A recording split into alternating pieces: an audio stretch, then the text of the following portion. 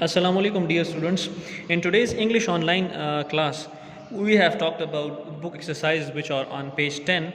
The first exercise was related to countable and uncountable nouns, which I told you that there are some nouns which when we can count are called countable nouns, and those nouns which we cannot count, they are uncountable nouns. Then we have gone through this exercise which you have done by yourself.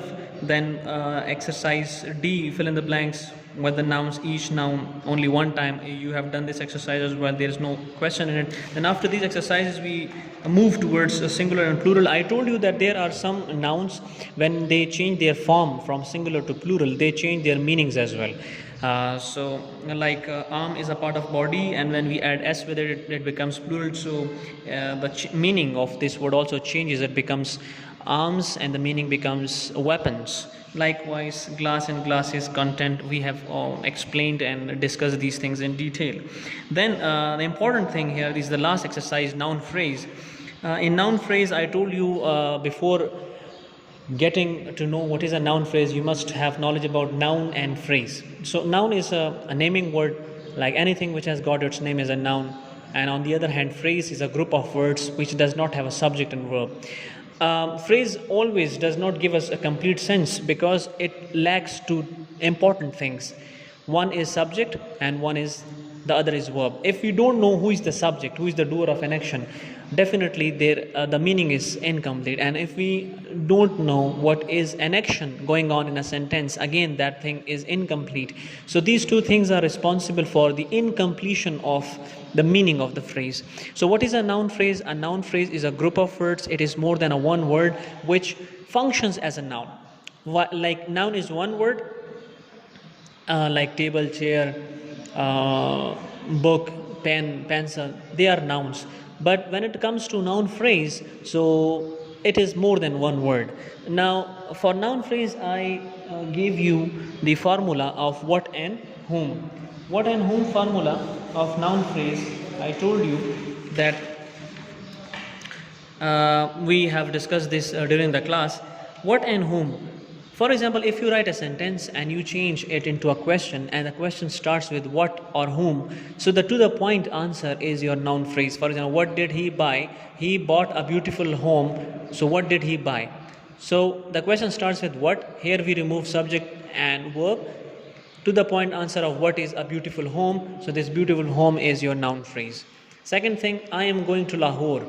When you change it to a question, the question starts with where. It means it is not a noun phrase because it is not fulfilling this formula of what and whom. Then he is laughing at the joker. When you change this into a question, whom he is laughing at, so he is laughing at the joker. Again it starts with whom. So here again to the point answer at the joker is your noun phrase.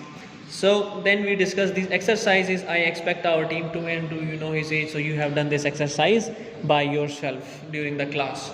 Then we have started Iqbal's message to you, that is unit number 2. And in this unit you must know what this unit is all about. This unit is about the struggle, the ongoing struggle, the perpetual struggle of Allama Muhammad Iqbal for the creation of a separate homeland for the Muslims of Indian subcontinent, where the Muslims could live their lives according to the injunctions and teachings of Islam. Back in those days, in the United subcontinent, Indian subcontinent, people were living together irrespective of their religion and caste and creed. But Allama Muhammad Iqbal realized that these two nations could not live together anymore due to the differences, wider differences. So he started struggling for the Muslims. In the beginning, he was an advocate of the unity of Muslims and Hindus, but as time passed, he realized that this unity is no longer applicable in the Indian subcontinent, and he started struggling for the creation of Islamic State.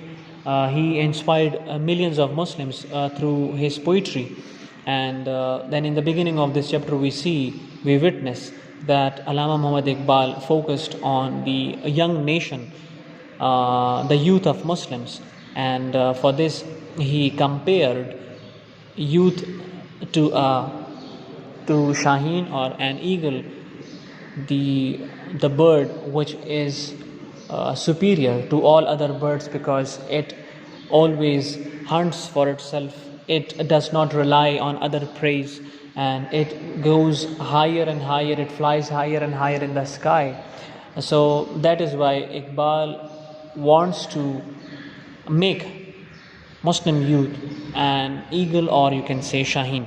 So we have translated the first page, and inshallah in the next video lesson we will continue the translation of Allama Muhammad Iqbal. Thank you very much.